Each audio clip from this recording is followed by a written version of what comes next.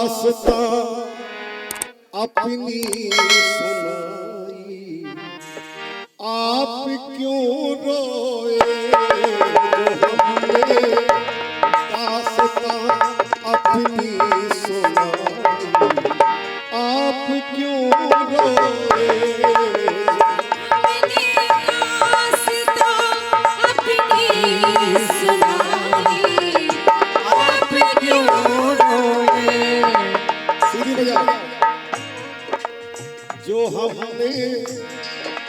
जो हमने हो, जो हमने दास्तां अपनी सुनाई, आप क्यों रोए जो हमने दास्तां अपनी सुनाई, आप क्यों रोए जो हमने दास्तां अपनी सुनाई, आप क्यों रोए। गोस्वामी बिंदु जी ने लिखा है, वो बहुत बड़े संत हुए हैं और संतों की एक एक बात कीमती होती है। आप किसी को भी गुरु मानो या बनाओ, किसी भी धर्म के हो, किसी भी मजहब के हो, कोई समस्या नहीं, लेकिन संतों को सुनना सीखे। उनकी एक बात पकड़ लो, एक बात भी सीख लो, तो आपके जीवन आपका नहीं, आपकी 7 पीढ़ियों के जीवन का कल्याण हो सकता है। संतों की बात में इतनी दम होती है। क्या लिखा हुआ? यही हरि भक्त कहते हैं, यही सब ग्रंथ गाते हैं। जो 14 जितने हमारे ग्रंथ हैं, चारों वेद पुराण अष्टदश छहों शास्त्र सब ग्रंथन को रस मैया रामायण में हमें मिलता है। वो आप किसी संत के पास बैठ जाओ, वो सहज रूप में सिखा देंगे, एक सेंटेंस में, एक वाक्य में सिखा देंगे। वही ने सिखाया, क्या सिखाया? यही हरि भक्त कहते हैं, यही सब ग्रंथ गाते हैं। न जाने हरि न जाने, न जाने कौन से गुण पर दया रीझ जाते हैं।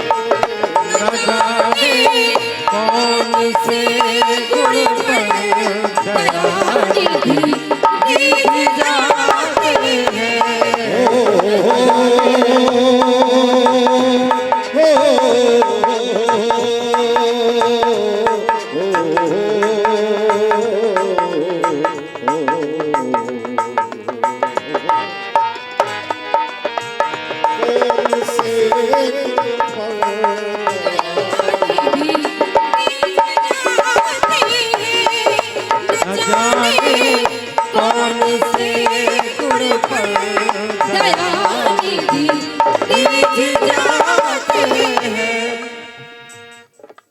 एक गुण, बात है गुणों की। अवगुण तो हम में भरे लाख, लेकिन भगवान का कहना है कि तुम अपने अंदर गुणों का समावेश करो। तो क्योंकि अगर हम तुम्हारे पास कभी ना कभी आएंगे, तुम हमारे पास भले ना आओ, लेकिन अगर तुम्हारे अंदर गुण है तो वो उतर के तुम्हारे पास आ सकता है। देखो आप कैसे कि न रोए बन गमन में सुन पिता की वेदना। भगवान राम को जब भरत ने बताया कि भैया पिताजी खत्म हो गए, महाराज दशरथ, तो भगवान ने अपने आप को रोका, संभाला कि अगर हम रोएंगे तो ये तीनों मार पाएंगे और ये तीनों भाई रोएंगे, फिर संभालने वाला कौन होगा? तो भगवान की आंखों से आंसू निकले रचित। लेकिन कि न रोए बन गमन में सुन पिता की वेदना पर,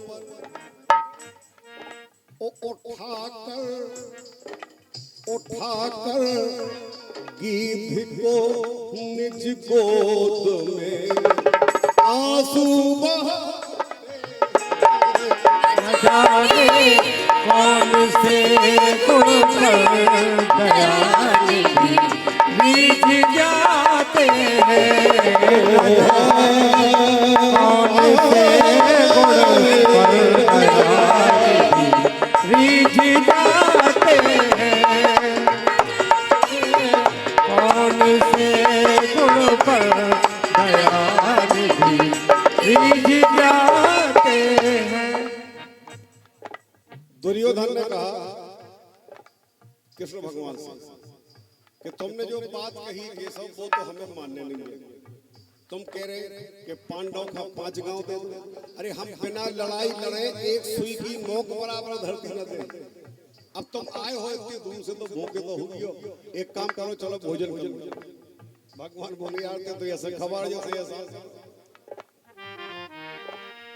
तो नहीं स्वीकार करते हैं निमंत्रण नृप दुर्योधन का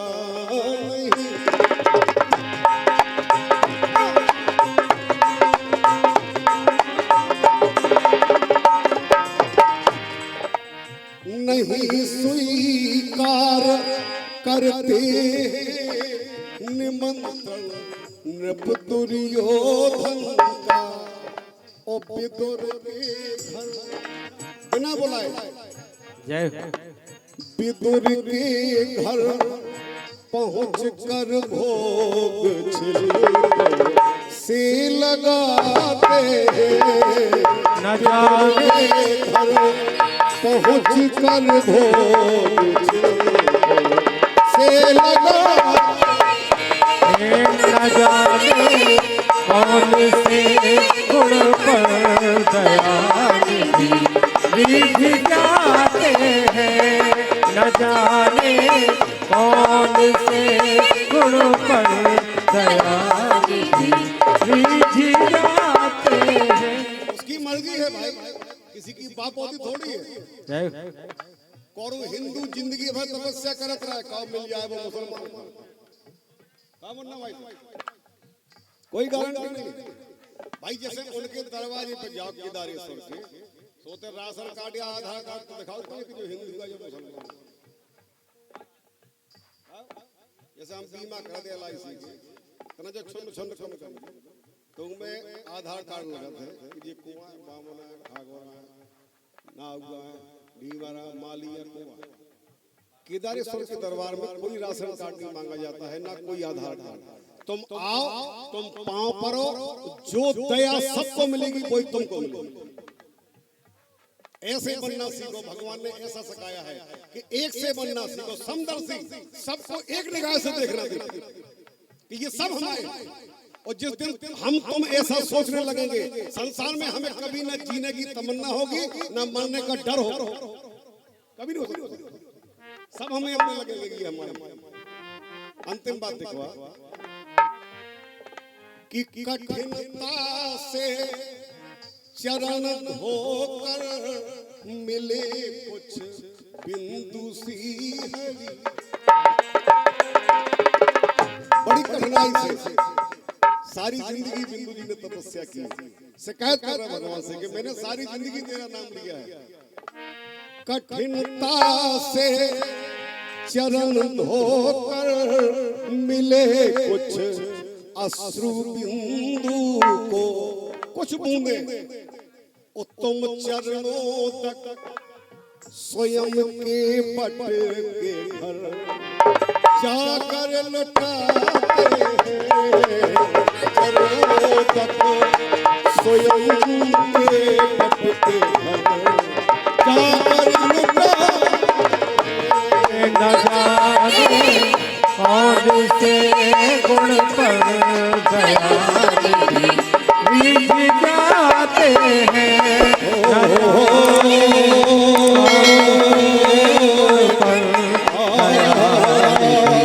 बीज जाते हैं।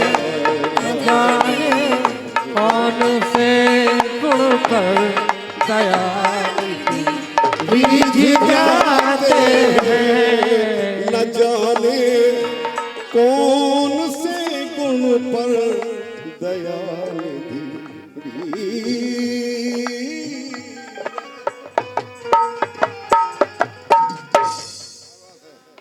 तालियां बजाओ।